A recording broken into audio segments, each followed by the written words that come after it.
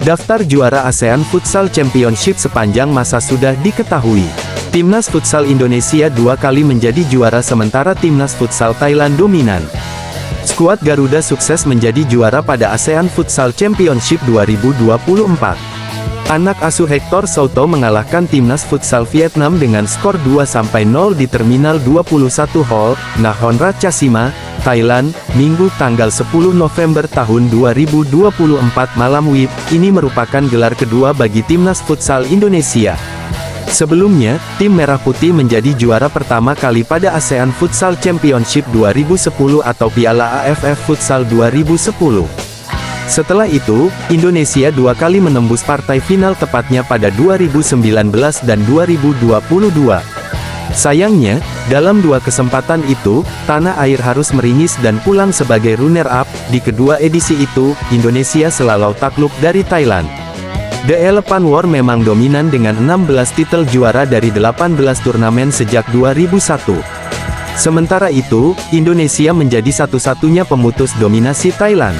Evan Soumilena dan kawan-kawan pun menyusul keberhasilan seniornya pada 2010. Praktis hanya Indonesia dan Thailand yang mampu menjadi juara di ASEAN Futsal Championship. Sementara, tim-tim seperti Timnas Futsal Vietnam dan Timnas Futsal Malaysia belum pernah merasakan manisnya gelar juara. Mereka maksimal hanya menembus final di mana Malaysia 5 kali jadi runner-up. Sedangkan, Vietnam 2 kali melangkah ke partai puncak dan semuanya berakhir sebagai yang kedua. BOLASPORT.com, daftar terbaru Timnas Italia kembali tak diisi sosok kiper lokal terjago di Serie A dan tanpa satu pun pemain dari AC Milan. Pelatih Timnas Italia, Luciano Spalletti, memanggil 23 pemain untuk menghadapi pertandingan UEFA Nations League bulan ini. Gli Azzurri dijadwalkan menjalani 2 laga terakhir di grup 2 Liga A dengan peluang besar ke perempat final. Italia akan bertamu ke Belgia tanggal 14 November tahun 2024 dan menutup grup dengan menjamu Prancis di San Siro tanggal 17 November tahun 2024. Dalam daftar panggil Spalletti kali ini, kiper utama Juventus, Michele Di Gregorio, kembali terabaikan. Sang Commissario Tecnico, sebutan untuk pelatih kepala Timnas Italia, lebih memilih Alex Meret dan Guglielmo Vicario sebagai pelapis Gianluigi Donnarumma. Hal ini merupakan kemunduran bagi Di Gregorio. Pemain anyar rekrutan Juve dari Monza itu baru saja menerima panggilan pertama ke tim senior pada Oktober lalu. Secara teknis dan individual, Di Gregorio juga memiliki modal apik di Liga Italia. Dia adalah kiper dengan catatan clean sheet terbanyak musim ini. Pemain 27 tahun itu menjaga gawangnya steril dalam 6 partai. Ia mengungguli kiper top macam Yann Sommer, 5, hingga David De Gea, 4 juga pesaingnya di timnas, Meret 4. Soal jumlah kemasukan dan persentase penyelamatan, Di Gregorio pun termasuk salah satu yang terbaik. Dia hanya menderita rata-rata 0,78 gol setiap 90 menit. Di antara kiper dengan jumlah penampilan minimal 4 partai, rasionya cuma kalah tipis dari De Gea, 0,75. Kemampuan Di Gregorio menggagalkan peluang lawan juga sangat baik dengan tingkat keberhasilan 81,8%. Lagi-lagi hanya De Gea yang lebih baik dari rasio penyelamatan sebesar itu, 82,8%. Ringkasnya, jika statistik di atas menjadi acuan, dia merupakan kiper lokal terjago sekarang ini. Namun, Di Gregorio nyatanya merupakan satu dari 7 nama yang dicoret Spalletti dari skuad Oktober lalu. Bek AC Milan, Matteo Gabbia, adalah nama yang lain. Seperti Di Gregorio, Gabbia baru saja menerima panggilan pertama dari tim senior bulan kemarin, tapi tidak diturunkan dan harus menunda momen debutnya lagi. Bedanya, sang pencetak gol penentu kemenangan Milan dalam derby versus Inter September lalu itu absen karena cedera. Tertunda lagi harapan AC Milan untuk melihat ada wakil mereka yang tampil membela timnas Italia. Praktis sepanjang 2024 ini tak ada satu pun pemain rossoneri yang menjalani pertandingan dengan seragam Gli Azzurri. Gabbia merupakan satu-satunya pemain lokal mereka yang terbilang layak menghuni skuad Spalletti. Dalam setahun terakhir, cuma dia dan Davide Calabria yang masuk skuad Italia. Hal ini ironis mengingat rossoneri dulu terkenal akrab dengan sebutan Ital Milan karena banyaknya pemain mereka yang menjadi tulang punggung Gli Azzurri. Lantaran mayoritas pilar sekarang adalah pemain asing, sedangkan materi lokal minim yang kompeten, julukan tersebut sepertinya tinggal kenangan. Sedikit kejutan Spalletti dalam skuad terbaru adalah memanggil 3 pemain rookie yang masih berusia di bawah 23. Niccolò Savona, Niccolò Rovella, dan wonderkid 19 tahun milik Fiorentina, Pietro Comuzzo, mendapat panggilan pertamanya dan berpeluang jalani debut bulan ini. Daftar skuad timnas Italia. Kiper, Gianluigi Donnarumma Paris Saint-Germain, Alex Meret Napoli, Guglielmo Vicario Tottenham, Bek, Alessandro Bastoni Inter, Alessandro Buongiorno, Napoli, Andrea Cambiaso, Juventus, Pietro Comuzzo, Fiorentina, Giovanni Di Lorenzo, Napoli, Federico Di Marco Inter, Federico Gatti, Juventus, Caleb Okoli, Leicester, Niccolò Savona, Juventus, Destiny Udogi Tottenham.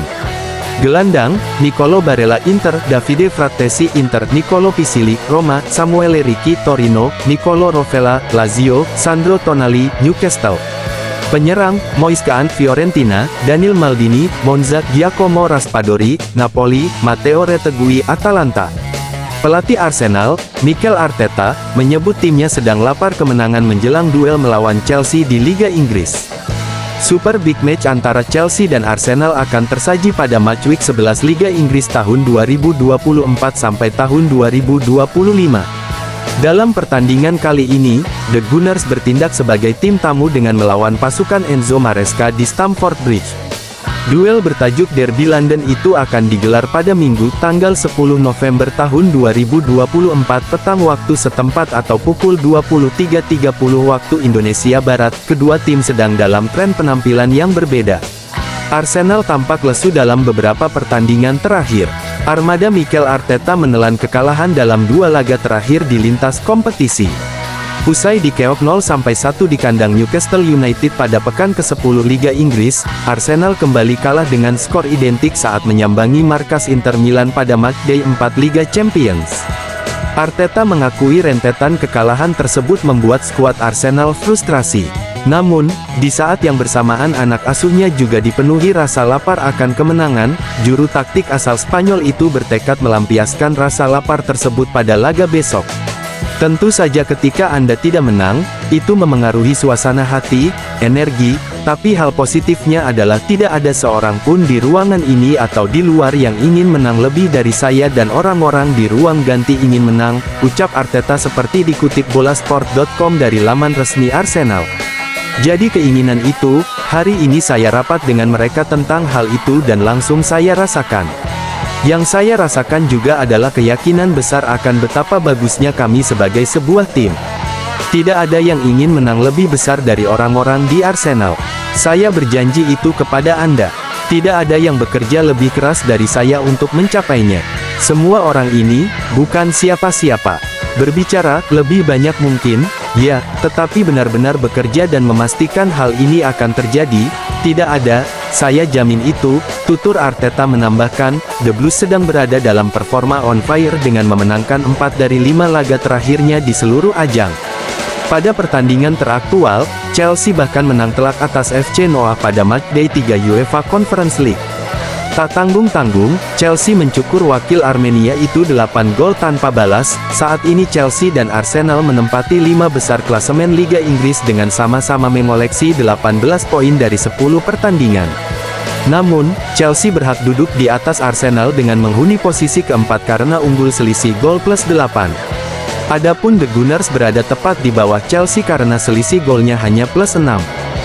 Dua pasangan ganda putra baru Korea Selatan berhasil menunjukkan kualitas nyata setelah lolos semifinal Korea Masters 2024 untuk bersaing memperebutkan 1 tiket final. Keberanian Asosiasi Korea Selatan (BKA) membongkar pasang sektor ganda putra mereka pada Korea Masters 2024 di Iksan Gymnasium, Iksan, Korea Selatan, tidak sia-sia. Dua dari beberapa pasangan kombinasi baru yang didebutkan pada turnamen BWF World Tour Super 300 itu bahkan sejatinya merupakan pecahan dari para penghuni 10 besar dunia. Mereka adalah Ki Dongju, Seo Seung-jae dan Jin Yong, Kim Won-ho. Jin Kim menjadi pemupus asa wakil Indonesia, di mana mereka menumbangkan Muhammad Sohibul Fikri, Daniel Martin pada Kamis tanggal 7 Oktober tahun 2024. Duet mereka ternyata memiliki kombinasi permainan lebih jitu dengan mengandalkan defense yang membuat Fikri, Daniel berbalik kewalahan. Fikri, Daniel yang berstatus unggulan 5, telah ditumbangkan di babak 16 besar dengan kekalahan 21-11, 10-21, 16-21.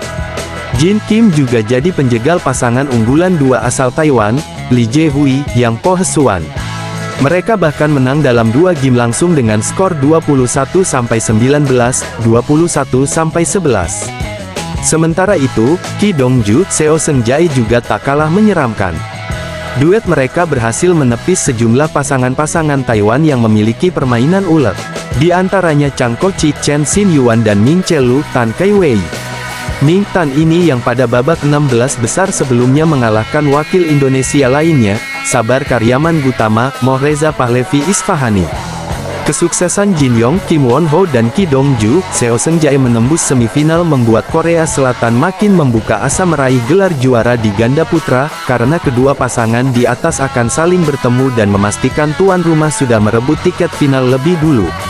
Pertempuran Jin Kim vs Ki Seo akan menjadi laga seru dan menarik karena adu kekuatan kombinasi baru mereka berpotensi besar memperlihatkan rally-rally tak terduga. Meski kemungkinan sudah sering berlatih bersama, gaya dan taktik permainan mereka tentu masih saling sama-sama asing ketika dipertandingkan dalam turnamen resmi. Motivasi berlebih mungkin akan dibawa duet Jin Kim. Selain karena telah menumbangkan sejumlah unggulan termasuk Fikri, Daniel, turnamen ini juga akan menjadi turnamen terakhir Kim Won Ho sebelum dia menjalani wajib militer jangka pendek. Kim akan menjalani wajib militer selama 3 pekan terhitung mulai tanggal 14 November tahun 2024. Wajib militer dia mendapat keringanan dari sisi waktu hingga jenis karena mempertimbangkan status dan kondisinya.